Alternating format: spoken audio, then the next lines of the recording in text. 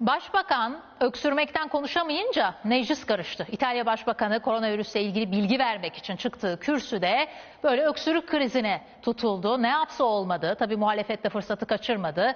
Maskesiz başbakana tepki üstüne tepki gösterdi. Derogatori.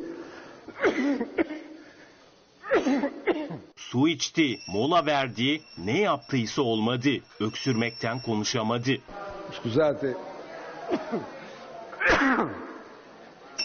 İtalyan meclisinde koronavirüs oturumu vardı. Kürsüye Başbakan Giuseppe Conte çıktı. Ancak konuşmasını bir türlü yapamadı. Her seferinde başarısız olunca meclisteki muhalifler koluna öksüren başbakana maske tak uyarısında bulundu. Maske takmadı, su içti, bir süre bekledi ama tam konuşacakken yine olanlar oldu.